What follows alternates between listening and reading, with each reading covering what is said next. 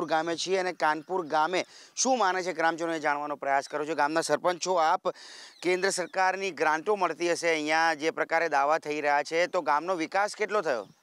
કોઈ કેન્દ્ર સરકારની કોઈ ગ્રાન્ટ મળી નથી, કોઈ ધારાસભ્યની ગ્રાન્ટ નથી મળી। જે બોર બનાવ્યો ગામનો પંચાયતનો એમાં પૈસા ખાઈ ગયા, પાણી બિલકુલ નથી। અત્યારે નબદાનું પાણી પણ ગામમાં નથી આવતું। જૂના બોરમાં લોકોના બોરેથી પાણી લાવીને ગામ પૂરું કરે છે। 5000 પશુપાલન છે, લાવો છે એવી રીતે એમને પાવો પણ।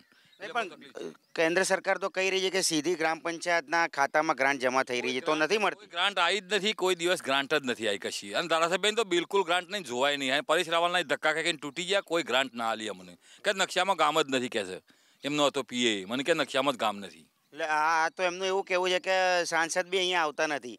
તમે શું અનુભવ કર્યો છે કે ખરેખર આવે છે સાંસદ અહીંયા? ના, એમની વાત ઉપર હું પૂરેપૂરો સંમત છું। બરોબર, 2000 રૂપિયામાં આવા હું કયો, 2000 રૂપિયા ફાળવ્યા છે, 2000 રૂપિયામાં આવા હું। એટલે ખેડૂતોને 2000 આપવાની વાત કરી એની વાત? હા, એ ભીખ આપ્યા બરોબર છે। તમે શું કહેવું છે, તમારું શું કહેવું છે? ખાસ જે યોજના કેન્દ્ર સરકારે આપેલી છે ખેડૂત ખાતેદારના ખાતામાં ટોટલ 6000 ને પહેલાં હપ્તો 2000 જમા થયો, હપ્તો તમારે ત્યાંના પાક વીમાના બી મળી જાય છે વળતર? બેંકમાં પાક વીમાના તો પ્રીમિયમ કપાઈ ગયા, કશું મળતું એ નથી। જે કંઈ કેન્દ્ર સરકાર કે રાજ્ય સરકારે જે કંઈ સબસિડી ફાળવી એ નેતાઓ અને ઓફિસરો ચાવું ખાઈ જાય, એમાં ખેડૂતોની જ બરબાદી છે। 70 વર્ષમાં જે ખેડૂતોની જે હાલત નથી થઈ એ 22 વર્ષમાં હાલત થઈ છે। જે કંઈ સ્કીમ આવી એ બધી નીચેવાળા ઓફિસરો અને નેતાઓ ખાઈ ગયા। ખેડૂતના હાથમાં આજે કંઈ જ મળતું નહીં। 6000 આપ્યા નથી, 6000 ખેડૂતોના પણ એ પણ નથી આપ્યા। 2000નું કંઈ જ ના આવે। આ સરકાર ખેડૂતો વિરોધી છે, સ્પષ્ટપણે હું કહું છું કે ખેડૂત વિરોધી સરકાર છે। સિટીમાં કોઈ કાર્યવાહી કરો, કોઈ વિકાસ કરો, એ અમારા કોઈ કામનું જ નથી। અમારા વર્ષમાં એક જ વખત જવાનું, અમારે હાલ પીવાનું પાણી કયો, ભાવ કયો, રોડ રસ્તા કયો, આની જરૂર છે। ભૂખ્યાને ભોજનની જરૂર છે, એને સાહેબાની જરૂર નથી। આ જે સ્ટુડિયોમાં બેઠા હોય ભાજપના નેતાઓ, સાંભળી લેજો તમે કે જે કંઈ કરો એ ખેડૂતને પૂછીને કરો। ખેતીની ખબર નથી, એ સ્ટુડિયોમાં બેસીને વાતો કરે છે, ખેડૂતને આ આપી દીધું, ખેડૂતને આપ્યું। કોઈ ખેડૂતને જઈને પૂછ્યું છે કે તને શું મળ્યું? એટલે ભાજપના નેતાઓ 22 વર્ષમાં ખેડૂતના બે હાલ કરીને મેળવી દીધા છે। તમે ખેતી પશુપાલન તો મહત્ત્વની વાત જ છે, પરંતુ ગામડાની વાત કરવામાં આવે તો તમારા ગામમાં વિકાસ માટે સાંસદે કોઈ કામ કર્યું હોય અથવા તો કેન્દ્ર સરકારે કોઈ મદદ કરી હોય એવું એક કામ કહો તમે। સાંસદને તો લગભગ એક આ સ્ટ્રીટ લાઇટનું કોઈક આપી છે થોડી ઘણી, અને બોકડા મૂક્યા છે, એના સિવાય કશું કર્યું નથી। હજુ અનેક અમારા પડતર પ્રશ્નો છે। મોદી સાહેબે 2012 પહેલાં અહીંયા મહાકાળી વડનો વિકાસ તો કર્યો, પણ જે એપ્રોચ રોડ છે છાલાથી મહાકાળી વડ સુધીનો, તેનું નાનું જ છે। એટલે હજારો સાધનો આવી છે જાય છે, એમાં અકસ્માતો થાય છે। અમે રજૂઆત કરી કે ભાઈ એનું થોડું પહોળો કરો તો લોકોને સગવડ થાય। બીજું એક સિટી બસ છે ગાંધીનગરની, અહીંયા સુધી લંબામાં આવે તો અનેક પ્રવાસીઓને લાભ મળે એવો છે। એટલે એ પ્રશ્ન જો હલ થાય તો સારો એવો ફાયદો થાય। બીજું કે સિંચાઈ માટેનું પાણી પણ આ વખતે સારું એવું આપ્યું છે સરકારે, એટલે ખેડૂતોને એનો પણ ફાયદો પણ થયો છે।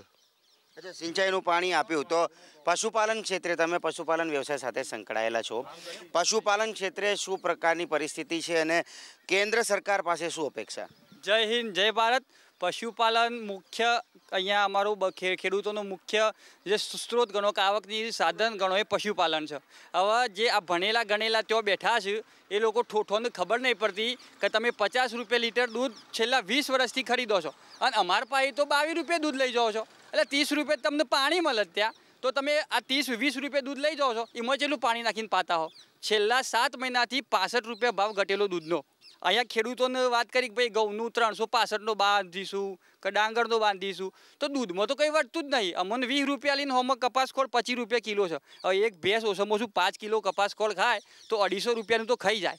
હોમાં 250નું દૂધ કાઢે, પછી લીલું ઘાસ, હૂકું ઘાસ, મજૂરી, મહેનતાણું કોણ આપશે? પેલા ડેરીના ભણેલા ગણેલા ઠોઠ એઓની બેહાડ્યા કર કે તમે ભેંસો દો ને અમે એ બેચીએ છે, તો વહીવટ કમ્પ્લીટ થાય।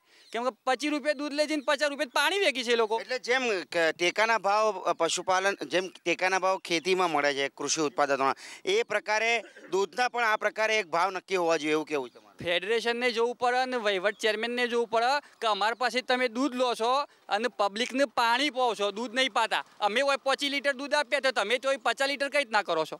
એટલે પાણી પહોંચીએ તો ગીઝા પણ હોય છે, બાકી ત્યાં સ્થાનિક પબ્લિકનું કંઈ પોષણ નહીં થતું, એ ઉપરથી ઝેર પહોંચ્યું, દૂધ પાતા જ નહીં. અચ્છા, જે રીતે વાત કરવામાં આવે અહીંયા શિક્ષણની વાત કરવામાં આવે, એક સરસ મજાની પ્રાથમિક શાળા અહીંયા જોવા મળી છે સરકારી. આપ વર્ષોથી અહીંયા રહેતા હશો, શું સ્થિતિ જોઈ તમે અહીંયા? વર્ષોથી ગામમાં સરકારી શાળા છે, શિક્ષણની કયા પ્રકારની વ્યવસ્થા છે? કેન્દ્ર સરકાર કે તમારા સાંસદ અહીંયા શું મદદ કરે છે? અહીંયા કોઈ મદદ નહીં. ખાલી ગામડાની જે શાળાઓ છે એ શાળાને ખાલી બિલ્ડિંગ ને એ બધું કરી નાખવાનું, એની ગ્રાન્ટ આપી દેવાની. એ ગ્રાન્ટમાં 10-20% ઉપર લોકો ખાઈ જાય. અને માસ્તરોની કોઈ દિવસ પ્રાથમિક શિક્ષણની અંદર ભ્રષ્ટાચારનો તો હદ કરી નાખી છે. હવે ખદબદીને આ પરપોટો ફૂટવાની તૈયાર થઈ રહી છે.